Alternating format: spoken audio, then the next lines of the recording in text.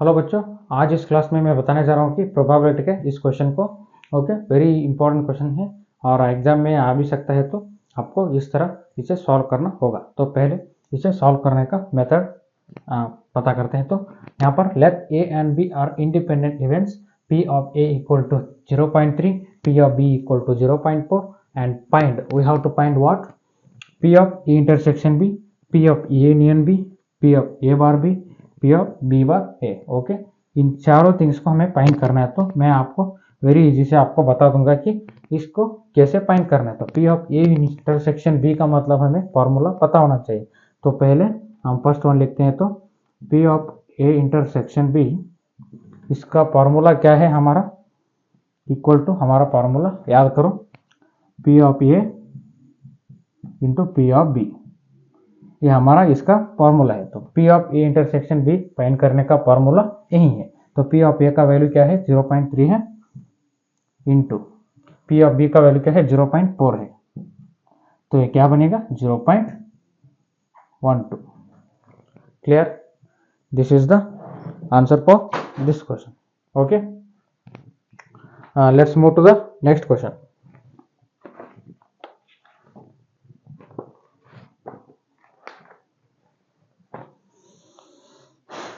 अब अगले क्वेश्चन पर चलते हैं। तो second question, what is P of A union B? P of A union B, यहाँ पर फॉर्मूला आपको पता होना चाहिए, वेरी इंपॉर्टेंट फॉर्मूला है। P of A plus P of B minus P of A intersection B। Okay, P of A union B का find करने का फॉर्मूला यही है। तो उसे फाइंड करते हैं हम।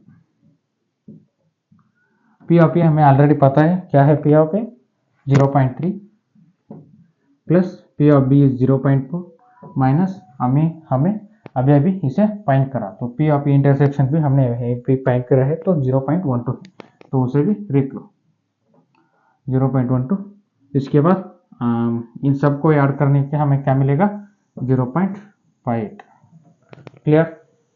यहाँ पर 0.3 एंड 0.4 और 0.7, तो 12 माइनस 7 क्या बनेगा? वो 5 बनेगा। Okay, clear? इसके बाद third question, P of A bar B, P of A bar B equal to P of formula P of A intersection B divided by P of B। Okay, this is the formula to calculate P of A bar B। Okay, इसके बाद यहाँ पर values को substitute करते हुए जाओ।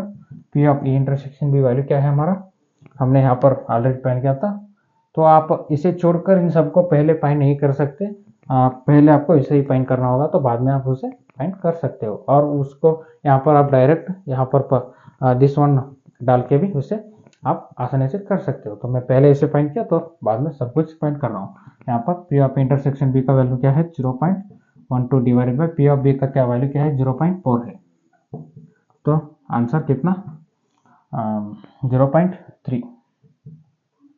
4 on 3 जा, तो 0.3 आ गया हमारे पास। अब अगली question, last one, P of B bar A, P of B bar A, यहाँ पर P of A bar B था, तो P of A intersection B हुआ था। यहाँ पर P of A intersection B होगा, लेकिन यहाँ पर ये चेंज होगा, क्योंकि यहाँ पर डिनोमिनेटर यहाँ पर नीचे वाली थिंग कौन सी है ना, तो उसे हमने यहाँ पर लिख दिया। तो यहाँ पर भी उसी आपको करना है। P of A intersection B, उसे ऐसे लिख लेना है, डिवाइडेड बाय यहाँ पर नीचे वाली थिंग है ना, तो ये है नीचे, तो उसे आपको यहाँ पर साइड लेना है। तो P ऑफ A लिख लेना है। यहाँ पर P of A bar B था, तो डिवाइडेड में क्या था? यहाँ पर B था, तो हमने यहाँ पर P ऑफ B लगा दिया। तो यहाँ पर हमारे पास क्या है? ये है। तो P ऑफ A, ये आपको याद होना जरूरी है। आप इसे इस तरह से भी याद रख सकते हो। तो इसके बाद यहाँ पर वैल्यूज को डाल दो। तो P of intersection B again 0.12 divided by P of A is 0.3।